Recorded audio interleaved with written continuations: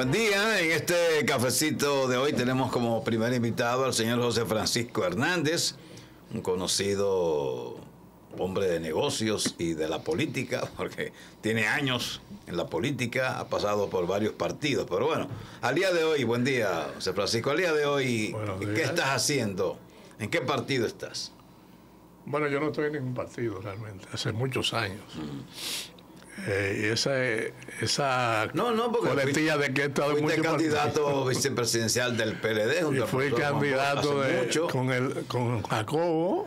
También. En esa época pudo haber sido candidato inclusive hasta con Peña Gómez, porque todo el mundo parece que veía en mí un potencial y alguien que aportaba realmente.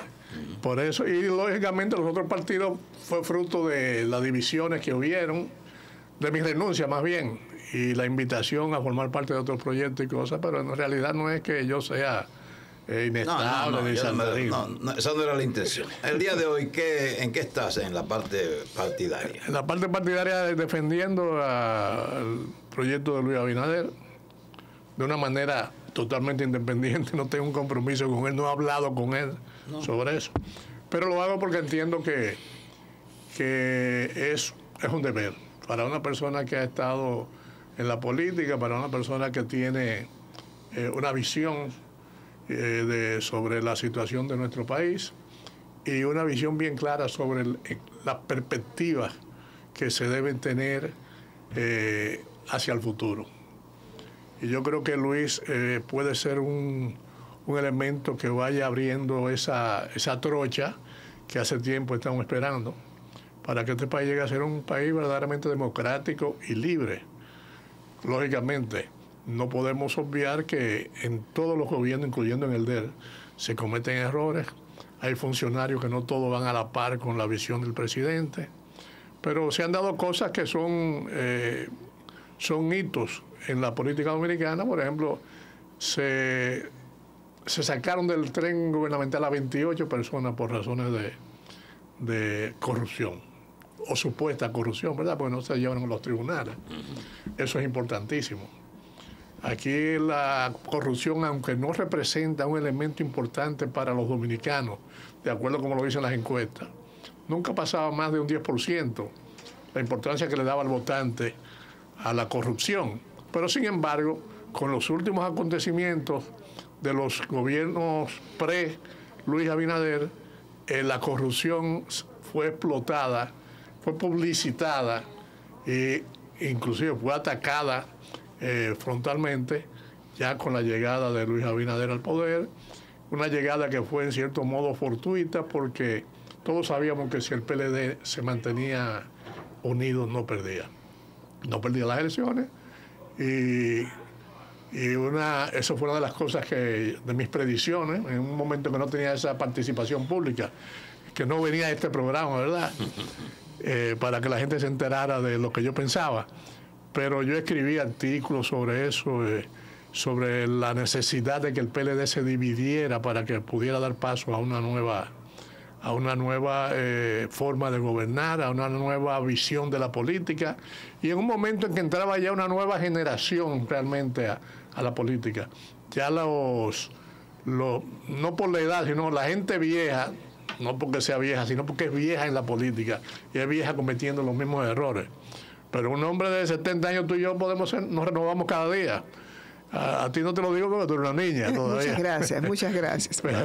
Igual toca sí, que nos renovemos. Pero aprovechando su experiencia política y sobre todo la participación en instituciones con visiones probablemente distintas, porque de ahí los frutos de las separaciones dan cuenta de eso en la historia.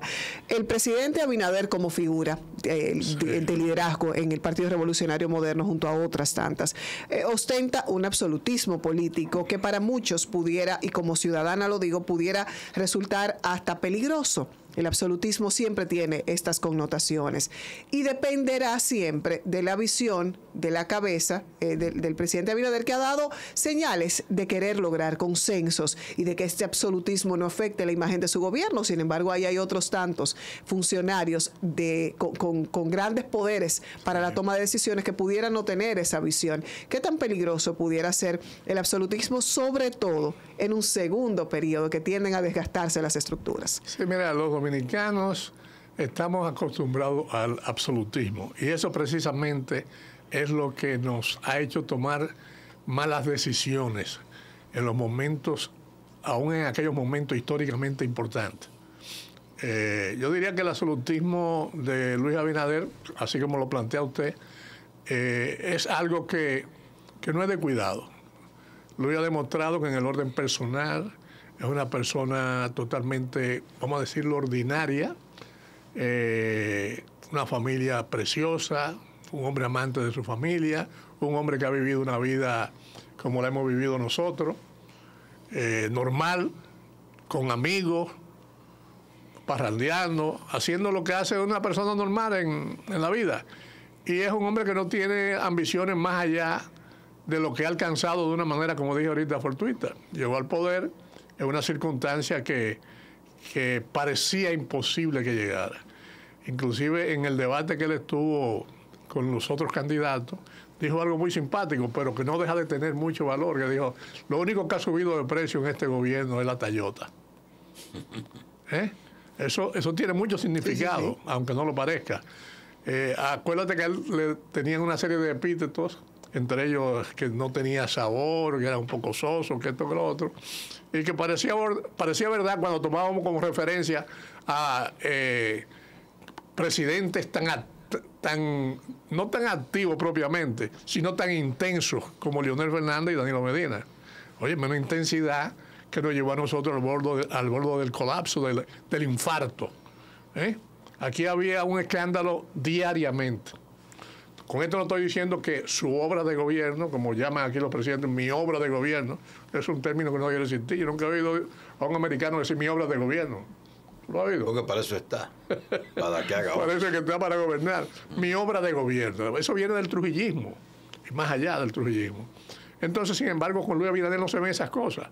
Y las señales de absolutismo que tal vez está viendo usted o las personas con las que ha hablado, proviene más bien de una tradición y de una visión que ha sido habitual en el votante dominicano y en el político dominicano. Los dominicanos tenemos un grave error en términos políticos, y es que no le arrodillamos al santo antes de que lo beatifiquen en el Vaticano. Aquí los dominicanos siempre andan buscando a quién adorar. Y Luis no escapa a esa situación. Aquí hay gente que quieren beatificar a Luis, que lo quieren proyectar como si fuera un dios, como pasó con Leonel Fernández, que ustedes lo saben que fue así, con Danilo Medina ni se diga, hasta el punto que trató de hacer una modificación en la Constitución para repetir una hazaña que Balaguer la repetía de manera automática, porque a Balaguer lo pusieron para eso, pero a Danilo Medina no. Ya la cosa había cambiado un poco. Entonces, eso creó una crisis inclusive interna en el propio partido. Los que lucharon por más en contra de esa reelección y la modificación de la Constitución fueron la gente de Leonel Fernández. Hasta el punto que tenían 300, 400 motoristas pagos ahí en el Congreso, acechando los movimientos de todo el mundo para evitar que pasara cualquier cosa. Entonces los dominicanos tenemos, eso es una de las fallas de los dominicanos, somos dominicanos y sabemos cómo son los dominicanos, lo buenos que son los dominicanos en todas las cosas que hacen. Y esa es una de las cosas en las que son buenos, pero que surten un efecto negativo. Bien, vamos a colocar unos mensajes para la continuación del cafecito de hoy. No se muevan.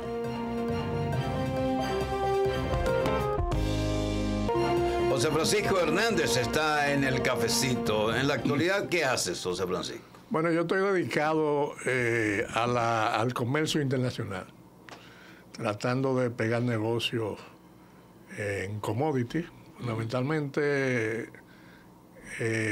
combustibles y en algunos casos azúcar. O sea, importar. No, para fuera de aquí, no para traerla para acá ni sacarla de aquí. Aquí, bueno, lógicamente, la experiencia que he adquirido en cuanto a la intención de hacer negocio con el combustible me ha hecho conocer una serie de cosas que pasan aquí en el país y que son cuestiones estructurales, que se pueden mejorar sin que los actores que estén en el negocio se perjudiquen. Al contrario, se pueden beneficiar todos, no importa en el nivel que estén los actores, ¿verdad? Porque tú sabes que a veces aquí es difícil hacer un tipo de negocio porque hay supuestamente gente que no lo permite. Supuestamente, ¿verdad? ¿Eso se daba así? Sí. Yo no sé hoy, pero se daba. No siempre se ha dado, pero a veces no hay razón para tenerle miedo a la inclusión de un nuevo sistema. Porque el nuevo sistema beneficia hasta los que están en la parte más oscura del negocio. ¿Tú me entiendes? Entonces, el combustible aquí está llegando caro al consumidor final. Está llegando caro independientemente de que haya subido de precio en el mercado internacional. La forma de comercialización y los niveles a que compran la gente que usa combustible aquí, lo que entra en el combustible aquí, es totalmente anómala. Hay formas mejores y que les resultan más al país. Pero nadie se quiere salir de ese esquema. Y cuando uno toca ese tema, te dice, no, porque ahí está fulano, que si perencejo, digo, bueno, que la cosa siga como está. Pero yo no me meto en el negocio de los combustibles de aquí, pero sí tengo ofertas para que pudieran enriquecer algo que dijo el presidente en estos días, que quería convertir el país en como especie de un lobster o algo para todo el Caribe. Y es verdad, este país está enclavado en un punto estratégico, aparte de que tenemos una cantidad de habitantes y un producto interno y una movilidad económica por encima de todos los países del Caribe, incluyendo de Cuba, que es una isla más grande que nosotros. Entonces, nosotros pudiéramos convertirnos en los suplidores de combustible de todo el Caribe y aprovechar lo que sería el ahorro de escala en el manejo del combustible para que los dominicanos, todos los dominicanos, se beneficien. Los que lo comercializan y los que lo consumen. Pero yo estuve haciendo hace un tiempo, hace ya un par de años, o más quizás, por unos par de años, pero la COVID fue en el 2020, o sea que hace más de un par de años.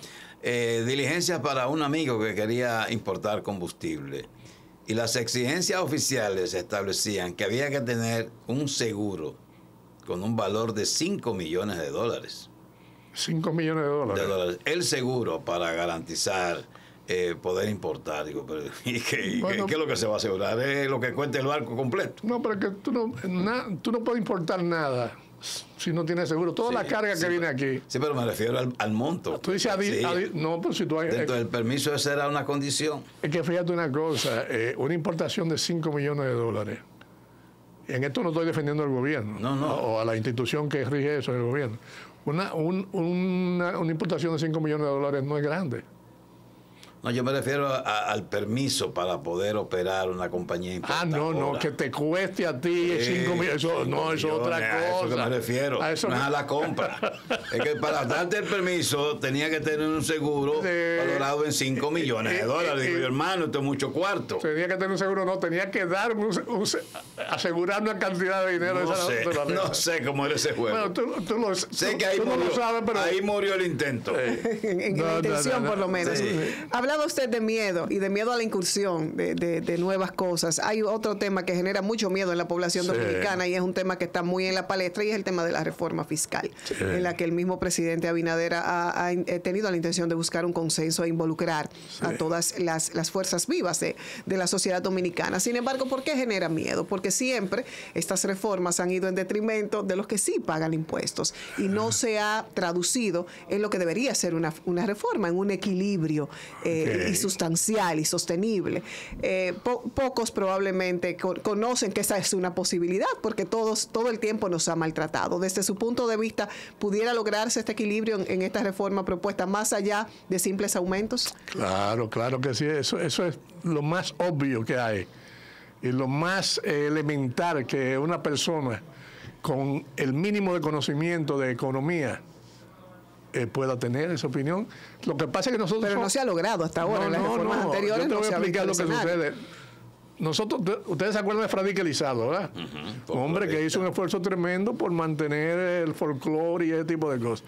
Nosotros nos parecemos a Fradique Elizalde en eso, que mantenemos la tradición en hacer las cosas de la misma manera, siempre de joder a la misma gente, y excusa la palabra, y beneficiar a los mismos pequeños sectores y reductos de épocas pasadas. Entonces, es muy sencillo. Mira, la reforma fiscal, lo que hay que hacerla es de manera equilibrada. Por ejemplo, aquí el ITEVI está sumamente alto. No me digas que en España el IVA son 20. No, España es otra cosa, y cualquier otro país donde pague. En Estados Unidos no se paga tanto, por ejemplo. Entonces, el impuesto a los beneficios es sumamente alto. ¿Ah? Pero los que tienen ganan esa gran cantidad, grandes sumas de dinero, tienen la forma de arreglar sus asuntos. El que no lo tiene que pagar un impuesto muy alto por lo poco que gana. Entonces, el consumidor se perjudica de todo eso. Se perjudica el consumidor, que es a lo que tú te refieres. Entonces, si aquí se hace una reforma en la cual, te voy a poner un ejemplo sencillo, para no entrar en divagaciones económicas, porque yo no soy economista ni nada que se parezca, pero he aprendido economía hablando con gente como ustedes y leyendo la prensa. Con eso yo he aprendido economía. Entonces, te voy a poner un ejemplo sencillo. Aquí hay cosas que no pagan impuestos, que debieran pagar impuestos, porque los márgenes de beneficio con que se venden en el mercado local no pueden decir que no pagan impuestos por asuntos de competitividad ni nada de esa vaina. Eso es mentira, escúchame el término. Yo me he puesto un poquito vulgar. Eso se usa, no, pero eso es normal ya. Entonces, vaina. Tú tienes, por ejemplo, la palanquilla con la que hacen la varilla. Y yo conozco bastante de eso porque tuve 4 años lidiando con ese negocio. Y me fue muy mal. La palanquilla no paga impuestos. Una tonelada de palanquilla cuesta alrededor de 400 a 450 dólares. Puesta aquí en el puerto de Caucedo o en cualquier puerto. Entonces, procesar una tonelada de palanquilla para convertirla en varilla, ¿verdad? Sabemos todo lo que es varilla. Eso no llega a 100 dólares. O sea que te va a salir en 450, pon máximo 500 dólares. 500 dólares tú multiplicas a 60 por 1. ¿Son cuántos? Son 6 por 5, 30 mil pesos. Un atado de varilla. Aquí te llega el atado de varilla a 70 mil pesos, 60 y pico mil pesos, ¿sí o no? Sí. O sea, yo no estoy diciendo nada que me estoy inventando, ni pretendo hablar en contra de nada, ni de nadie. Pero esa gente debiera ponerle un poco de impuestos, ¿verdad? Y bajarle esa proporción, ese ajuste, como otras cosas más, que de beneficio que le están dando a empresarios, bajarse un poquito y esa misma proporción beneficiar al consumidor final. ¿Tú me entiendes? A la persona física, no solamente la persona jurídica. Bueno, y la jurídica también, porque hay cantidad de empresas que son pequeñas, que son personas jurídicas. Claro, claro. Entonces, ese es un ejemplo simple, pero como ese hay muchísimos más. Y cuando viene, y te voy a poner otra cosa que tiene que ver con eso.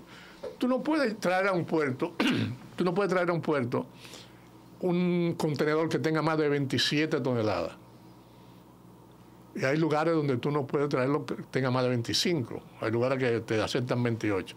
Ok, pero tú traes un puerto, 25 toneladas, supón tú que, y esa varilla, por ejemplo, la misma palanquilla, tú has visto que la patana de palanquilla, ¿tú sabes cuántas toneladas lleva una patana de palanquilla, de varilla, hacia un consumidor final, o a una ferretería, lo que sea? 42 toneladas. Las carreteras de aquí no soportan eso. No. Entonces, ¿pagan esa gente la reconstrucción de la carretera? No la pagan. Me voy a referir a ese caso específico, ¿verdad? Porque además de que es macro, es algo que con un plumazo se puede resolver sin perjudicar a nadie. No, sin perjudicar a nadie. A lo que se están ganando los cuartos. No tenemos más tiempo para seguir conversando con José Francisco Hernández, pero bueno, le hemos sacado provecho a tu presencia. Además te hemos visto y hacía mucho que no te veía. Agradezco la invitación y agradezco lógicamente poder deleitarme con la exquisitez de ustedes como presentadores, manejadores y entrevistadores de televisión. Muchas gracias a José Francisco Hernández. Vamos a los mensajes para la continuación del cafecito de hoy. No se muevan.